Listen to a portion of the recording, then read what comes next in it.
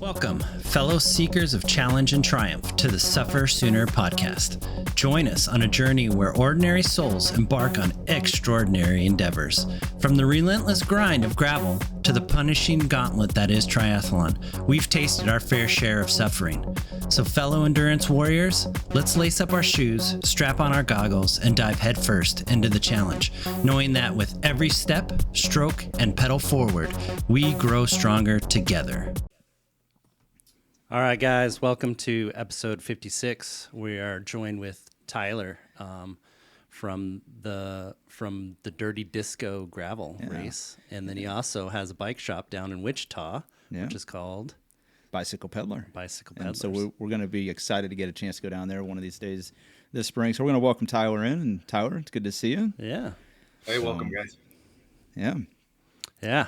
So, if you listen to the podcast, this is, I affectionately called him Giga Chad at Open Range, my arch nemesis for the day. So I think we should get into that, I guess, a little bit. We'll talk about it. So. I don't know if you noticed this, Tyler. It's funny how tough Travis talks. You know, whenever you're not here, you're not in camera. You know, he talked all tough about how Giga Chad this, Giga Chad that, and I kicked his ass, and then he kicked my ass. He did not. He kicked my ass for sure. No. And now that you're here, his tone's changed. He sounds nervous.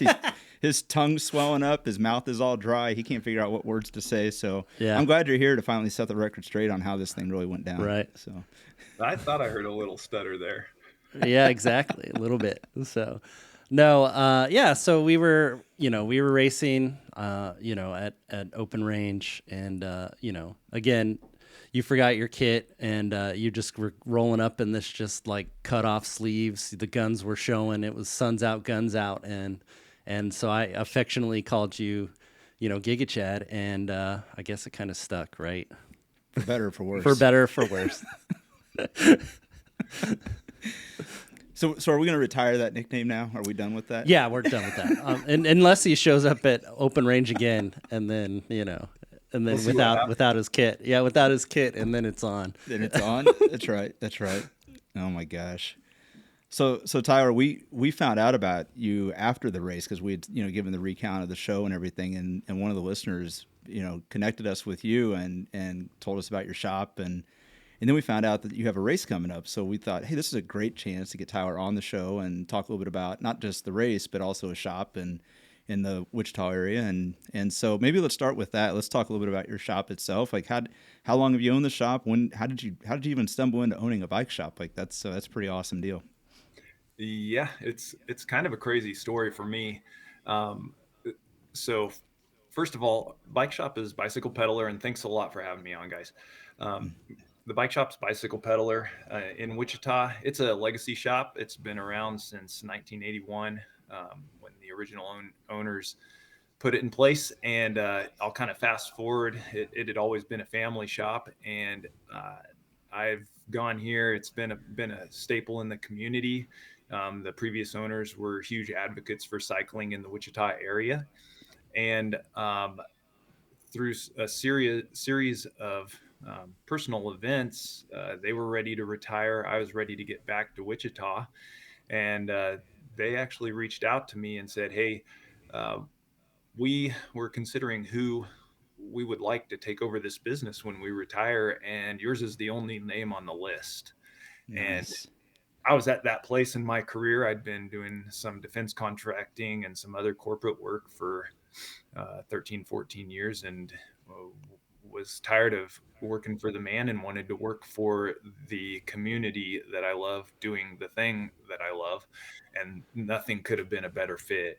So I bought the shop from them, and from the moment that we started operations, we wanted to do good things with this shop. So we started doing charity rides for causes that are close to the people in our community. Huge example, last year we did Ride the Divide, Tour Divide for homeless outreach in our community and raised over $40,000 for that. Wow, that's awesome. Then kind of moving into 2025 and Dirty Disco Gravel, the first iteration. We're here to have a great time kicking off the season with our friends, enjoying excellent gravel roads on bikes, all for a good cause. So everything that's motivating what we're doing here is community, and we are giving 50% of all proceeds and 100% of our raffle proceeds to Alzheimer's research. And the Alzheimer's Association. So just again, trying to do good things. That's That kind is of awesome. here. That's great. That's great. Yeah. That's what we're talking. That's kind of like what we're, kind of all about with this podcast too, is just, giving back to the community that's, in this area and just trying to find ways that we can help out. And so we're just, super stoked that you could come on and share this. And, from what I've been looking at the weather, it's going to be 60 degrees, a little light breeze, of course. It's Kansas, right? It is Kansas. Yeah. So you never know, but, it's starting to, the future forecast is looking like it's going to be a great day to go and ride some gravel bikes. Yeah, so Travis just cursed your weather, and now it's going to Yeah, snow, so I appreciate you saying that. Sorry, guys. Yeah, Sorry, my bad. but, Blame me. It's all my fault. So Tyler, how did, maybe we'll back up just a little bit, because I'm curious. So you're from the Wichita area then, originally? That's right. Is that right? Oh, awesome. Born and So what raised. got you into cycling in general? I mean, did you cycle as a kid? Did you just pick it up after you came back to town? Like how did you get into cycling? Yeah, there really wasn't a time in my life when I wasn't on the bike. I started getting into more aggressive riding in college when I started racing some cross country and commuting all over the town when I was in college, doing a little bit of gravel, even though I didn't realize that's what it was. I'd just take off on my mountain bike outside of town and cruise around. I was going to school in Manhattan, Kansas. So after that, as soon as I got back to Wichita, I linked up with a bunch of guys in the community who were riding and racing mountain bikes, got really heavy into that, and then found gravel in about 2012 when I was barely missing the podium on a lot of races. And guys said, "Hey man, if you ride gravel, you're going to be a faster mountain biker." And that was the truth. After that, it was pretty much get on the podium every race and also accidentally fall in love with this thing called gravel. And here we are suffering together. Yeah, right. Yeah, exactly. Yeah. So I'm curious. So you got in more on the racing side of it then, just because you're obviously a competitive person. I mean, we found that out with Travis found that out. I didn't find it out, but you, but so you got in the racing side. So do you still race today then, right? I mean, obviously we saw you at Open Range last year, but you still see yourself as a contender for the podium every time? It's a little bit different mindset than I used to have. I've kind of really started to enjoy seeing the success of the people around me, and creating opportunities for people to come together and help each other become better cyclists and gain new experiences together. And that's really what it's about. If I get to be competitive and get a step, that's awesome. But if I just get to get out and have a good time with people, that's a win every time. Yeah, and that's exactly what we love about the sport. I mean, we're kind of at the point now. It's like we've decided our time to be pro is well past. Nobody really cares about older guys. So best thing we can do is just get out there and get the word out about what we're doing, and then help other people get better. And so, what's just curious, what's like the one piece of advice? I know it's a tough question. Like, what's the one piece of advice like you give the new rider today? Don't forget it's supposed to be fun. Yeah, that's it. I see it happen time and time again. People get addicted to training, or they get addicted to equipment, and then they burn out after a couple of years. And cycling is such a beautiful thing in that it can live with you and grow and mature and fight through the struggles and all the things with you for a lifetime if you don't push it too hard. Yeah. If you don't get too involved in it, you just don't overstress yourself out. Yeah. That's what I always tell. Like, I also coach athletes too, and just be like, hey, this is a hobby. It's supposed to be fun. It's a hobby for me. I'm not pro at any level, like I just try to do better than I did last time. And, that's what it's all about, is just going out there. And even though we're suffering, it's still fun. It's still beautiful. There's still, you find the beautiful moments in the times of suffering, and that's what makes it kind of worth it for sure. Yeah. So, Yeah, I think too. I mean, Tyler, you're in an interesting spot. So Travis used to work in a bike shop, Yep. and then you run a bike shop, and I think we see firsthand. It's really tough. We see firsthand like the bike industry does a really good job of marketing their products and really convincing a consumer that they need to have the latest and greatest of everything. And while that is a lot of fun to have, I'm sure, I think you bring up a really good point. Like, don't forget it's supposed to be fun. Like, you roll out there with whatever you can afford to be on. You roll out there with whatever bike you have and go enjoy it Yep. and put the work in and get the reward out of it. That's what you're really out there for. So Yeah. Yeah, I call myself the worst salesman in the world. A lot of times I'm just like, you don't need that. You're going to have a lot of fun with this piece of equipment, or you're good enough as you are. And, mhm. you know, it's again, just about the love of the sport. But I think it's fun. It's kind of interesting to hear you say that. I think that's why, shops like yours endure and survive the way they do, because you build a lot of trust with the people that show up. You're not out there to sell them the latest gimmicky thing. I mean, if somebody wants that, you'll sell it to them, and if they really want it, we'll get it. But at the end of the day, it's about, let's put you on the right thing that's going to maintain your consistency, and you go out there and have a good time. And Yeah. So that's, building the trust. I mean, I know you kind of joke about worst salesman, but I bet that's probably the best thing. I bet if we went out and did a survey on all of your clients, trust is probably the one thing they value the most, that you build with them, and you probably don't even realize it. It just happens. That's awesome. Yep. So I think that's a mutually shared value. for sure. So I want to move into the race, because that's coming up here on March 1st. Is that right? Yep. March 1st. March 1st. So we got that coming up. So Dirty Disco Gravel, right? Yep. And so I got to know, like, when Travis first told me about this, he said March 1st, and I said, "Wait, you said March, not May, right? March?" and I'm like, "What in the world? Like, it could snow on March 1st. What are you doing?" So how did you land on March 1st? I'm kind of curious on that. Well, I would definitely not be doing things right if I didn't shout out the series that this came out of, and that was Rage Against the Chainring. Okay. Yeah. Yep. Last year was the 10th year, and it was the final year. The duo, Josh Sears and Mark Morner, were deciding to let that series retire, and the date was opening up then for the first weekend in March, the weekend before Mid-South. It's a fantastic shakedown weekend. Most people haven't been off of their trainers yet. It's an opportunity to get out and be like, okay, I need to make sure I have these chops before I'm in a big group at Mid-South, and it's not dangerous. I can test my fitness. I can do all of these things. The weather's going to be a little bit sketchy, but it's usually pretty decent that week. And Yeah. it's a great weekend to have a party and just say, hey guys, we're back outside again. We're starting this up again. We're going to get a whole nother season. Heck yeah. Yeah. Yeah, exactly. That's awesome. Yeah, no.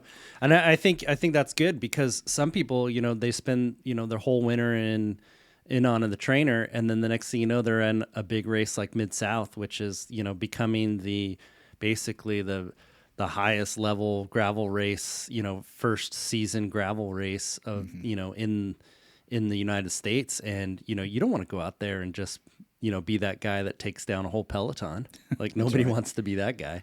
So, Right. no, I think that's great. Like, I thought about it, and I was like, well, you got to have it sometime. It's not like you can, do it February 1st or, December 1st. But yeah, March 1st, it's like you said, it's a week before Mid-South. And yeah, I think, fingers crossed, the weather looks great. And, it's going to be a great time to go and test the chops for sure. Well, we always joke about there's no such thing as bad weather, just bad gear, right? Yeah, there's bad equipment choices for sure. Yeah, but no, you can't ask. I mean, I know we joke about the weather. You can't ask for a better forecast, and let's hope it holds up. So what? I know you're huge on giving back to the community. So I know there's a big part of it. But what really kind of drove you into the director's side? I mean, I know there's not many people out there that really take on the gauntlet of setting up a gravel race. I mean, that's a really tough ask. I know it's a lot of work. So yeah, kind of what spawned it, and then tell us some of the challenges and obviously some of the things you've learned along the way. Mm-hmm. Well, what spawned it first off was we were losing Rage Against the Chainring, and that was a community staple. That was our local race. And so we wanted something as a community that would sustain a decade worth of gravel riding, that had been really popular and kind of helped us all remember that we're a part of a community every year. And so we're like, hey, we can't let this die. We need to do it. Who's going to do it? And I guess I was standing there and I was like, well, I had a pretty fun time running the SAG last year. So how about I do the race? And I asked Mark Morner, one of the previous directors, if he'd help me out. And so he's been helping me out this year. And I was like, all right, well, I'm not afraid to do it if I've got somebody to go along with me. And then the community around here has just been jumping in like crazy. So it was kind of just one of those things. I want the community to have such good experiences together that I wasn't willing to let it die. And so I'd raised my hand and said, let's do it. And so far I'm having a blast. I don't know if you guys have had a chance to look over our social media and some of the stuff that's coalescing around this race, but man, it's exciting. It's getting a lot of attention. I went out yesterday and today and just kind of checked everything out, and there's a lot of buzz around it, and you've got some pretty good registration numbers. I mean, you're one of the few races actually post the public registration info. You can actually see who's showing up. Yeah. And you've got some pretty good registration already, and hopefully, a few others sign up. But man, you got 10 times the number of people I would have expected to show up for a March 1st in Kansas. That's a testament to the community, as you said. But it's not all local riders either. There's some people coming in from out of town that they're going to go out there and ride some fun Kansas gravel. So. Yeah. As of this morning, we have riders registered from 6 states. Wow. Yeah, that's great. I mean, that's huge. So, yeah. Man. So yeah, it's like I was saying, like this, it's amazing. Like, we've heard about Rage Against the Chain Ring before. I just never had a chance to go and do it. It just never kind of lined up with my schedule. But, it just shows that like the community is small, like I say, we're the 0.01% of the 1% that ride bikes. So like that ride gravel, and the fact that, you have people from 6 states coming because, just hearing about it on, Facebook and social media is just, a testament to how, kind of close this community is. And, I think that's just, one of the things that makes gravel riding and racing one of the best sports, I think. So I think that's just great. It's awesome. So when you design, were you using, what's your favorite way to design the course? Did you use Ride GPS? Did you use, Garmin? Are you like, we've talked to Eric from Open Range, and he's like constantly on Ride GPS, finding roads and finding ways through the cow pastures and stuff that he gets access to. So like, how did you design the course? How did you go about doing it? Well, these are my local roads, so I know a lot of them just from spending my own time out there. So it starts with the basis of knowledge. I don't always know every connector between this section and that section that I want to go get, but there was a lot of stuff that I wanted to highlight on this because these are areas that haven't been raced before, if that's a fair way of explaining it. And so, some of them are. We're going to go out and catch a glimpse of Teeter Rock. We're going to go hit Battle Creek and some of those, south route unbound roads, but we're also going to go west of 77, and we're going to hit some stuff over there that the groups that ride north and Flint Hills and all of that don't get to see. So this is going to create some exposure to roads and experiences that are totally new to a lot of the group doing the riding. As far as what I like to use, Ride with GPS is kind of my go-to tool because it seems easiest to get the GPX and TCX files out of and in other formats. So that's kind of my go-to there. And then after I get a route, I like to go old school, grab my bike and go hit the route myself and see what I think about it.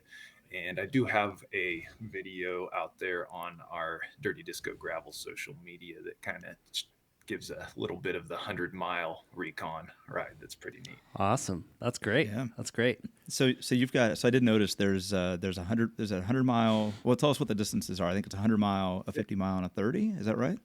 Yeah. 106.9, 59.8, and then 31 miles. The first two are races. The last one is a tour. It's going to be kind of a loop or a lollipop loop type of thing. All the courses are very fast. The roads are in great shape right now. I mean, they have some snow on them, but they'll be in great shape by next weekend. And they're going to offer some experiences and variety of riding that is going to be unique to other races in the area for sure. Yeah, so I was going to ask kind of if you've been out and scouted some of the roads recently, because I mean I'm not sure about Wichita, but I know here in the Kansas City area we've gotten bouts of snow and we've got more snow on the ground now. But I think this weekend it's going to be pretty warm and all of it's going to melt off, and I'm guessing that's going to do a really good job for packing it down, and you're going to have some fast rolling gravel, be some hero gravel out there, be a good time. Yeah. So.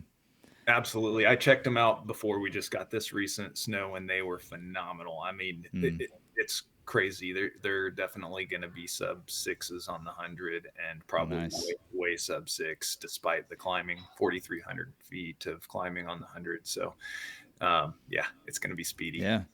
Yeah, that's great. That's great. Yeah, nothing like, having a fast course, to start out with for sure. Like, I mean, you could have easily just planned a, monster, 6K, 10K course for the 100 and then just took them on all the B roads and just like, smashed them. And then, but yeah, I think, for the early season gravels, just having those, fast courses just to, there's a lot of space, there's a lot of track that everybody can use. And then just, just keeps it a little bit safer, when you have a little bit more road to use and stuff. So that's great. Nice. Yeah. So what have been some of the things you've learned along the way? Because we've talked to a number of race directors, and it seems like there's always sort of the of course the unexpected challenges that come up. There's a tremendous amount of planning and logistics that have to go into this. I know many of the races in the area, as soon as the race is done, the next day they're basically planning for the next year because it's such an undertaking. So what are some of the things you've learned along the way, and anything you've learned and you'll do different next time? I think the biggest lesson is probably have a team. Don't try and do something like this on your own. I'm very fortunate that I've had Mark Warner with me, and we've sat down and kind of built out some project schedules. Definitely have learned a lot on how I can do that better going forward. And then if you do get a team, make sure you delegate to people that you trust that can take care of some of that work for you. I'm a small business owner and trying to run multiple weekly rides as well as run the business as well. And it's been a little bit of a strain on my free time. And so to have a little bit bigger team for next year, definitely going to do that. But yeah, just make sure you take the time up front to have a good plan, and then make sure you don't fall off the plan, and you'll be all right. Yeah. I can tell you we've looked at putting on possible races up here in the area in the north, because we're up in the Northland near the airport in Kansas City, and like I said, just the logistics of it alone. And I don't think people fully understand like how challenging that really is, and then how much support you need from the community. And you'd already talked, the Wichita area, and we know a lot about the Wichita area and what a strong community it is and how awesome it is. So I know they pulled together and are helping you out on that, but it's so much to put on. I don't think people really appreciate how much it takes. And so I always like to make sure we highlight that when we have folks like you on to just help us understand, because it's a huge undertaking. So. Yeah, like just from the outside looking in, people just don't understand. Like this race didn't happen, last week when we heard about it. Like it's been something that you've obviously been planning for quite some time. So I want to say thank you for putting on the race for sure, because putting on a gravel event or putting on an event in general is a huge undertaking. And just like to highlight the fact that without race directors like you and all the other ones that are putting on races, This is a huge time commitment from you guys, and, just show that we're like very appreciative of, the local scene putting it on, because it's not like, like I like to say, like, it's not like you guys are out driving, Mercedes Benz and stuff like that. It's, you're this is a labor of love. You want to showcase some of the cool roads and the stuff that and the training routes that you get to do, and just your area. It's the same thing that we would do if we were putting on a race. We'd highlight all the cool stuff that we know of in our area. And I just think that, just letting, the folks know that, this is a huge labor of love, and it's a huge, endeavor for race directors to do. So I just want to say, super thank you for that. I appreciate it on, and your team for sure for helping out. So we've got we've been kind of scrolling the registration website at the bottom here. We're going to link it all up in the descriptions and the show notes, all that stuff. So really encourage folks to take advantage of the fact that March 1st, the gamble paid off. The weather's going to be beautiful. Yep. No matter what Travis does, it's not going to turn sour on us. Yep. So yeah, I'm looking at doing the 50. Might as well. I'll sign up for it, and come rain or shine, I'll be out. I'll be there, and so it'll be good. I think it'll be fun. Yep. And so I encourage everybody. If you got that weekend free, definitely go out and check it out. So, well, especially, one of the things we've learned, and I asked you earlier, Tyler, like, what are some of the things you've learned in your own, training and experiences with bikes? And one of the things we've learned is, even if you don't consider yourself a racer necessarily, go out and ride these events. Yep. And we joke a lot about Unbound and how expensive it's gotten, and the fact that we're fortunate enough to live in the area. They don't roll the gravel roads up at night. You can go ride those roads anytime you want. But the thing is when you have a chance to ride an event, especially a local event that's a grassroots type event, you really take the time and go ride it and enjoy it and just get to know the people there. You won't find a better group of people than those at a gravel race, especially a local gravel race. Yeah, because you'll always you'll be in a pack with the locals, and they'll be like, oh, this is, one time I was here and I saw this one steer and it was like breaking through the fence, and you get all these like cool stories of, stuff that's going on but when you're at Unbound, everybody is so race driven that, there's hardly anybody talking. It's a different animal. And I think, again, Unbound is, and those lifetime events, they're events and they're, bucket list things. But like when you get a chance to go and do these local events, you get some of the history, you get to ride with people like, that you would never ever ride with on a given day. So it's just fun to be in that community, and then you get to see the community side of gravel, which is great. Sure. So, all right, so we've got a little segment here, Tyler. You're very fortunate. You got a little segment here, rapid fire, that Travis is usually on the other end of this. So we're gonna direct these at you. We asked ChatGPT some questions because AI is going to take over the world. Is what they tell us. All right. And so we like to ask ChatGPT, to just help us come up with some questions for each week, just based on the topic. And so this week, I just want to tell you, ChatGPT can get a little salty sometimes, like little in your face. So I'm not asking these questions. It's not me. It's ChatGPT. It's the AI. That's what I would say too. Yeah. All right. So they want to know: did you design the course while sipping coffee in a nice warm office, or did you actually suffer through those roads like the rest of us will? I actually suffered through the roads. Absolutely. Yeah, I heard you say you drove your truck. I didn't hear you say you rode a bike. Yeah. There's video proof that I rode the bike. Yeah. 100% of it, and a little. You know what? I was gonna say, I've seen you ride. We were talking before we started recording. At open range, when I caught up to you, I made the comment like you were on death's doorstep. I remember very clearly how miserable you looked, and then all of a sudden we caught a small group, and you got to chatting with somebody you knew in that group, and the next thing I know, you're gone, man. And I was like, holy smoke. So I know you're tough. I know you're going to go out there and ride these things. I'm not going to question it. I know you're going to do it. Yeah. So, I think that you already have. So. Yeah. All right. So when you've kind of gone through the route and especially the 100-mile, because it's so wild how many roads get lost in a 100-mile course. Like you don't remember them until you kind of get done with the ride and you come back. You're like, oh my gosh, like that was insane. So how many times, during designing the course and pre-riding and all of this, how many times do you think, nah, they'll be fine when you plan some of the gnarliest sections? Well, there's definitely a couple of those. Then there were a couple while I was riding it that I was like, it'll be okay. Yeah. So, and I'll even, you guys want me to shout them out? Sure. Go for it. Okay. All right. So Northwest Buffalo, there's a little bit of a low water crossing there that can be a little sketchy, a little bit muddy, and it comes around a corner that doesn't get any sun. Not a long area, but definitely a technical riding area.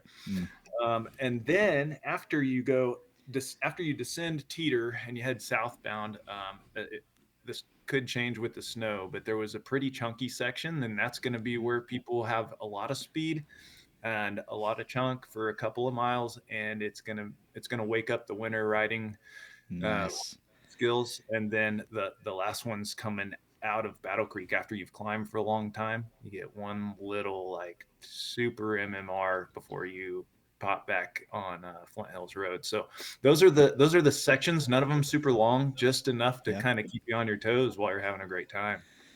Yes. So what you're saying, those of us have been riding indoor trainers, not on rollers, but just a static trainer. We're gonna be wishing for summer form, and we'll be cursing your name. Just start your calisthenics now. Yeah, right. Yeah, that's right. Get ready for it. Get ready. Yeah. All right, that's good stuff. So what's harder, riding the course, or explaining to all the angry riders why the headwind is just part of the experience?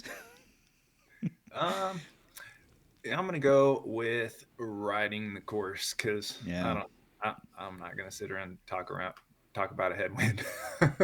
Well, you've rode open range enough to know that a headwind doesn't matter unless it's above 40 miles an hour. Yeah. Well, and this course is predominantly east and west, so I did that on purpose. Yeah, good call. You're See, welcome. now that's a race director. That's a race director that cares, right there. Right there. Yep.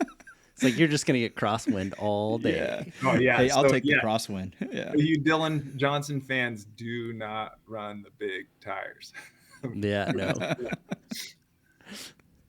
No, I think in that area the gravel, you're saying hero gravel. I'm pretty sure, just that south section, from the Flint Hills and stuff that I've ridden, it's all really fast down there. So yeah, your tire choice is not going to be 2.2s for sure. Yeah. You should go with like 42s. Probably is probably going to be the fast tires out there. That would be my recommendation. Yeah, I can just tell you though, I don't complain about wind unless it's above 40 miles an hour. Yeah, just yeah. Open range has cured me of any headwind complaints that I ever have from now on. If you complain about it, it'll come back and get you anyway. Yeah, right. Yeah, and definitely never talk about a tailwind. Oh my gosh, I almost push Danny when we go on rides. He'll be like, "Oh, it feels like we have a tailwind." I almost push him into the ditch because I'm like, "You just said it, man. Now we're gonna have a headwind both ways. Thanks, man." Yeah, that's how it works. All right, so the next one here, this is a good one. So if this race were a dating profile, all right, would it say fun and adventurous, or emotionally unavailable and possibly dangerous? This one's going to be fun and adventurous for sure. Okay. All right. All right. That's my kind of course right there. Yeah, we're not going to swipe right. We're going to swipe left on this one. I don't know which way you swipe. I don't know. I'll have to go with the kids on that one. I don't know. But yeah. A thing that I have a question. What do you think, in designing the course, how did you make the 100? The first question is, what's the premier distance? Like, what's the distance that if you want to get a good feeling, is it the 100 that you want to do? Like, if you want to get a good taste of everything that you got going on down there, or is the 50 or the 30? I'm not going to lie. I'm so excited about this 100-mile route. It's such a unique mixture of roads. And I think it's going to be one of the better 100-mile routes in the state. And I know that's saying a lot, but it's such a cool mixture of things. The 50 definitely is a great intro to the season route. It's very flat. I think there's like 1,600 feet of Oh, wow. climbing. Okay, That's yeah, super that's fast. gonna be fast. Yeah. Yeah, it's gentle undulation, really, really, really fast roads. I mean, they're the roads that when I'd get home late and it's like 10 o'clock, I'm like, I'm gonna go hit this 50-mile route in the middle of the night and just have a nice ride under the moon. So it's that kind of route. It's gonna be sweet. Okay. But the 100, bespoke. Okay, got it. All right, selling me. You're Man. selling me on the 100 now. I see Travis going out to change The his wheel, yeah, the registration, wheels are turning. Yeah. I'm No, like, well, here's the deal also is I'm going to have a QR code at the SAG for people who want a DNF, and they can ride the 25 miles from the SAG back in instead of the whole 50. Oh, And Okay. that's because we're early in the year. People aren't informed. They're going to bite off more than they can chew, and I don't want to drive them back. yeah, that's right. for sure. I was really curious. Like when I saw the 100-mile option, I was wondering like what percent do you think will be DNF? Just because not because it's too hard. I don't think most riders quit a race because it's too hard. I mean, I really don't. I think most of the time it's a nutrition issue, or like you said, maybe they bit off more than they could chew. But especially for March 1st, like I know there's a lot of folks that ride long distances inside in the winter. But like, what do you think the rate's going to be? Just curious. Any guesses? I think that we're going to be pleasantly surprised with how many people overachieve. And the reason for that is because getting to the SAG, that's going to be a huge uplift. The Dirty Disco gets its name because the SAG is the party. Like the whole deal is you get there, you get a great vibe from good people that are just running around having a good time. We're going to have some little competition, some good music and everything. You get this boost and you take off again. And once you take off, you know how it is. It's like, Yeah. Fresh legs.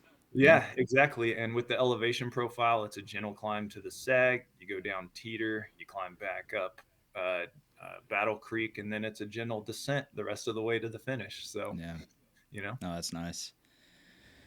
Yeah, I'm anxious to see it. I still have to find out if I can actually make it down that weekend. I know Travis, you're pretty excited about going. Yeah, so I'll worst case, one of us will be down there. Yep. But that's really awesome. I tell you, man, you sold me on it though. I was really nervous when I first saw March, and then I saw the 100-mile, but man, I tell you, when I saw how many people have signed up for it already, and hopefully many more, it's that's awesome. Yeah, so, I think it's going to be a good vibe for sure. Yeah. So, anything else you want to tell us, Tyler? Anything else about the race? About any of your group rides that you have this year? Anything? Yeah. What kind of group rides do you have out of the shop? So if anybody's going through, Wichita, they can, come in and definitely if you're in the Wichita area, come down, check out the shop for sure. Buy a new bike because you need one for sure. Like N+1 is never a bad number. It's not a bad. If you're just in Wichita, just buy a bike. You'll be fine. The wife will be okay with it. Yeah, and then, a couple of things. The last thing about the race, it's going to be awesome. We've talked a lot about the route and everything. We are giving from the ride to the Alzheimer's Association. Proceeds, 50% of proceeds will go to it, and then 100% of our raffle. We've got some awesome stuff in the raffle. A Comp Carbon Diverge STR or Crux from Specialized is the top prize. How do we get on to the raffle? Is it on you? Okay, register first. Okay. If you register, you get one ticket. If you, at packet pickup on a Friday at the shop between 3 and 6, you can buy tickets then, or from 6:30 a.m. until 1 o'clock day of the event, $20 a piece. And there's a bunch of other stuff in the raffle as well, but 100% of the raffle is going to Alzheimer's Association. We have some amazing prizes from some companies that have really jumped in and stepped behind the cause. So that is amazing. That's awesome. Great. Yeah, for sure. Super stoked about that. As far as the shop, Bicycle Peddler is a year-round community driven machine, I guess. We have a ride every single Monday night of the year, from the first Monday in April to the last Monday in October. We have a 20 to 30 mile gravel ride that leads from Andover just to the east of Wichita. Super fun. We call that the Good Cyclist Continuum. Basically, the idea there is we get good cyclists there and new cyclists, and they all help each other become better. We average between 60 and 80 riders every Monday at that thing. That's great. It's wild. The front of the ride is about 22 miles an hour, and the back of the ride is about 8 miles an hour. So party That's pace. awesome. Great. That is awesome. And then after that, in the off season, we have virtual group rides on Monday nights, and those are on Zwift, and I post all of those on the Bicycle Peddler social media. So that's an easy way to jump in there. We get on Discord so we can chit chat and just help each other, stay on the bike through the winter, not forget each other, and be ready for group rides. And then outside of that, I do a few various charity rides from the shop throughout the year. And basically what I do there is I ask my customers what's important to them, and then we put together a ride around it. We've done ICT SOS in the past. We've done Leukemia Lymphoma Society. We've done various other charitable rides that have yielded pretty good results. So again, it's kind of the reason we exist, is just to do good things. Yeah, that's great. That's awesome. Cool. That's great, man. So yeah, puts our group ride to shame. I think we had 6 people show up last year. Yeah, so. But I mean, we're not, Yeah, no, but that is awesome though. I love the speed range too, because I mean that's the thing. Like a lot of people get intimidated. If you've never been to a group ride before, you get intimidated by, oh my gosh, there's all these fast people, and it's like no. Like we always like to run no drop rides, and somebody always stays back, and that is great. So. Yeah, the key for making that work for us was that I'm the guy that stays at the back. Yeah. And so nobody's embarrassed, like, in getting dropped by the fast guys. I'm pretty experienced, and I'm right there next to the person doing it their very first time. And we wind up becoming friends by the end of the ride, and then they're back next week. That is awesome. Yeah, that I'm usually the guy that hangs out in the back too on our group rides. So that's perfect. Yeah, just because I'm slower. Yes. So I got to ask you, Tyler, how's your personal training going on for bike season? Are you feeling like your form's coming around? Because I just want to know, like, when I see you out on a course one of these times, I'm not sure where we'll cross paths on a race course, but I just want to know, like, kind of where you're at right now, so I know if I should, take on the challenge or just let you go. Well, I think I mentioned earlier I had a pretty bad crash last year, and so I've been spending a lot of time in PT. I've got some races under my belt. I'm not quite back to where I was last year, but so you're saying I have a chance then? You're saying I have a chance? A little chance, a little slight chance. I wouldn't quite go that far, but yeah. I already. Yeah, I don't know. Like I was the truth is I was chasing him hard, and he was still dropping me. So I mean, he could probably just do it with one leg and just be like toying with me the whole time. So yeah, like you're gonna have to do something to catch up to this guy for sure. No, I think I know how we need to do it this year. We need to work together, and then we can smoke everybody else out. Yeah, that's what I'm thinking. That's what I'm talking about. Yeah, because that's the thing, man. Travis knows I do really well in a group. I do a nice job hanging out in the draft. Yeah, he does. Yeah, and like. That's what he was saying. He's like, man, could you imagine if you had race radio and you just called to his team and just be like, hey, man, let up. This guy doesn't want to win. He just doesn't want to be in the wind anymore. Right. Well, and I mean, you would have really loved being behind Travis. It's like riding behind a semi truck. It's like I push a lot of air. Yeah, for sure. Anyway, yeah. So, I mean, I can't help but feel like I made a mistake. It's all good. No, you made me better for sure. I think when I crossed the line, you were like, yeah, you were holding on. You're fine. You're okay. You made it to the end. I was like, yeah. I mean, that's how it was, but it's like, could have just done it a little bit easier, but oh well.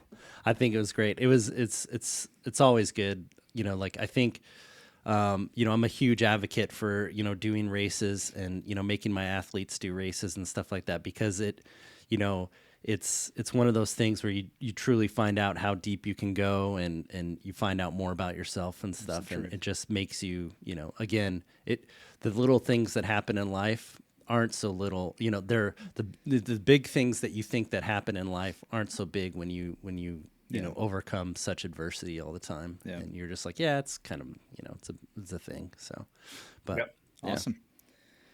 Man, it's been awesome having you on here, and really appreciate the insight and everything about your race and your shop and all the awesome things you do for the community. And it really has been a pleasure having you on. So thank you so much for taking some time out and joining us. So thank you. Yeah. I'm really grateful for the opportunity. Yeah. All right. Cool. Anything else, Travis? No, I think we're good. Thank you for listening to this episode. Please, if you like what we are doing here, leave a like, rate us, comment, subscribe, and share with your friends. It really helps us grow and finds us more SufferSooner squad mates. And remember, when the finish line feels impossibly far away, we don't give up, we push harder, we dig deeper, and we find solace in the knowledge that our suffering is temporary and our resilience is forever.